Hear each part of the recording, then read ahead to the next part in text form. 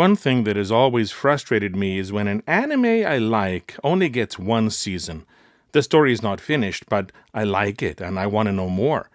It seems that a lot of anime only serve to promote the manga, and it is hoped that viewers will start reading the source material. The anime is like a commercial. That attitude has changed somewhat recently, with more and more anime becoming ongoing. This raises its own problem, as the anime outpaces the source material, so there may be long waits between seasons as the mangaka generates more story for the anime to adapt. I guess the first strategy, using the anime to attract readers, works. At least it did on me. When I knew that an anime I liked was not getting more seasons, I sought out the manga and, if I found an English translation, would follow along from where the story left off.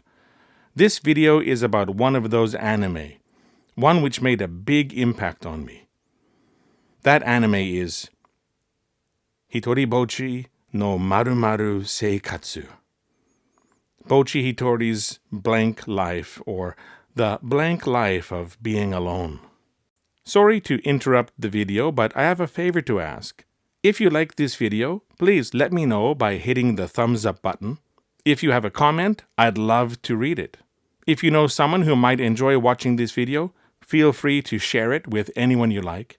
And if you want more content like this, please consider subscribing. Now, let's go back to the video. The manga was published from September 27th, 2013 to April 27th, 2021, and collected into 8 volumes.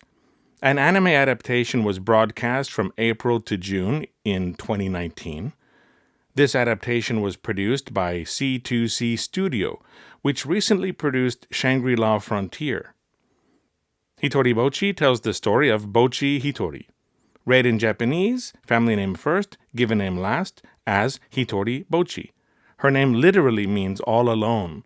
As her name indicates, she is shy. Very shy. So shy that, in her entire young life, she's only ever made friends with one person, Kai Yawara. Her name, Japanese style, is Yawara Kai, which means soft. She is very gentle, non-threatening, not scary at all. That is why it was easy for Bocchi to overcome her shyness and becomes friends with Kai. So, what does shy mean, really? Shy, nervous or timid in the company of other people. Basically, shy people are afraid when they are around other people. Afraid to talk, afraid of making a mistake, afraid of bothering someone. This includes a lack of confidence and low self-esteem. It is very disabling, and this is especially troubling for Bocchi because, well, Kai said that she would stop having contact with Bocchi, leaving Bocchi truly all alone. The timing couldn't have been worse. They were just finished elementary school, where they spent so much precious time together, and now they were about to start junior high school. Unfortunately, they are going to different junior high schools. Bocchi will be entering a world where she doesn't know anyone, and will not have her one and only friend, Kai, by her side for the first time. And she will not have Kai to rely on outside of school now either. No support, no safety net, no friends. Now, Kai is not the villain here. I honestly hated Kai at times while I was watching the anime, but I thought that there had to be a reason. Bocchi wasn't giving up on her friend, and if Bocchi valued Kai that much, I wanted to know why. The manga filled me in. You see, part of Japanese culture is entrance exams. To go to university, you must first pass an entrance exam. Before that, your high school probably has an entrance exam. Before that, you might have to write one for junior high school too. Every school, every university has its own entrance exam. If you want to apply to a few places to hedge your bets, be prepared to write that many separate entrance exams. There are special cram schools students go to specifically to get ready for these exams. And some regular schools have gotten in trouble for teaching so-called entrance exam subjects instead of the approved curriculum, and faked the students' results to cover for the fact that these kids weren't studying what they were supposed to be studying during their regular school classes. Luckily, Bocchi and Kai are amazing students, and they both passed the entrance exam to the same junior high school with flying colors. But that school also had an interview. Kai went and passed. Bocchi panicked and didn't go. So she didn't get in. It was her shyness that cost them the chance to go to the same junior high school. Bocchi's grades were good enough that she easily got into another school, but Kai became more and more worried about her best friend. If Bocchi relied on Kai every time, if Bocchi was satisfied with having Kai as her one and only friend, it would hurt Bocchi in the long run. Bocchi had to become stronger. Bocchi had to develop the skills to interact with more people, or else what kind of life would she have? Even though it broke her own heart, Kai had to make a promise to Bocchi. A painful promise, but it would all be for the best. Kai promised Bocchi that she would stop contacting her, stop being her friend, unless Bocchi made friends with everyone in her new class before the end of junior high school. Bocchi had 3 years to become stronger and learn how to overcome her shyness.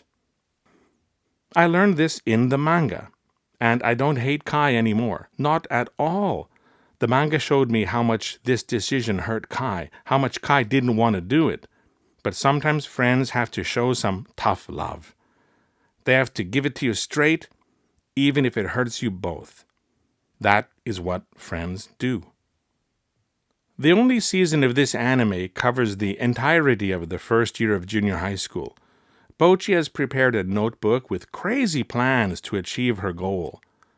Plans like putting a note on the classroom door saying that the class has merged with another class, so when the other students all go next door, Bocchi will be the only member left. Problem solved. She can be friends with herself, and that will be the whole class. Plans like buying the school to control whether or not anyone can change classes in subsequent years. She even finds work making paper cranes to earn money towards this goal. You see, Bocchi is shy, but she is also extremely smart and very hardworking. She relies on her favorite character, the do-your-best fairy, to give her power. She even has a kind of shrine to him in her room, where she sometimes wears her serious outfit, a bear costume. Kai has a matching one, by the way. As you could expect, Bocchi is able to start making friends. Her first friend is a scary-looking girl who sits in front of her, Nako Sunao. Her name, Japanese style, is Sunao Nako, which means honest child. And she is honest most of the time, even if her sometimes sharp tongue rubs people the wrong way. She is a great friend to Bocchi. The second person Bocchi becomes friends with is, perhaps, my second favorite in the series, Aru Honshu. Her name, Honshu Aru, means having a true nature. Unable to become the class representative, Aru is proudly the vice representative and even has a song about it that she sings to pump herself up. It is on YouTube. You should check it out. It is amazing. She wants to be vice representative of the world. She is a great friend to Bocchi. One of the things I love about the manga is that almost everyone's name actually shows their personality. I have seen other authors do this, like Dan Irving and J.K. Rowling, and I always appreciate it. I love words and playing with meaning, and this manga gave me a chance to stretch my linguistic legs a bit. Some names I liked. Sotoka Rakita, a foreign exchange student. Her name, Soto Kara Kita, means came from outside, which she did. Kako Kurai, or Kurai Kako, means dark past, which I found out while reading the manga that she has. Mayo Ojosa, or Ojosa Mayo, literally means I am a rich girl, And she is indeed. If you watch the anime, even better, read the manga after watching the anime. Test yourself. How many cool names can you find? Hitori Bocchi no Marumaru Seikatsu is a very sweet anime. The visual style is not flashy, but the opening and closing songs are lovely, and the closing animation has some foreshadowing as more people slowly join Bocchi as she marches along. Aru's song is as hilarious as it is infectious. I cheered along as I watched Bocchi grow and change and gain friends. She grows a lot as a character and learns what she needs to do to break through the walls she is trapped behind due to her shyness. While reading the manga, I was entertained and sometimes very moved as I learned about her classmates and watched Bocchi win them over. 3 stories in particular, and I'm not ashamed to admit this, actually made me cry. One of those stories touched me so much that I have never been able to explain it to anyone, because there is a point where I know I will cry, and I stop. I wish that this anime had gotten more seasons, but I wish that about a lot of anime. The manga is available, so I will be able to get the complete story, start to finish, and satisfy my need to find out if Bocchi made it. Did our heroine manage to befriend everyone in her class? Could she and Kai keep their promises and renew their friendship? You will have to find that out for yourself. If you have liked what I've described so far, I think it will be worth your time. And if you are shy, like me, you just might learn some tricks from Bocchi and get better at dealing with the terrifying prospect of talking to other people, and even make some friends while you are at it. Thanks for watching. See you next time.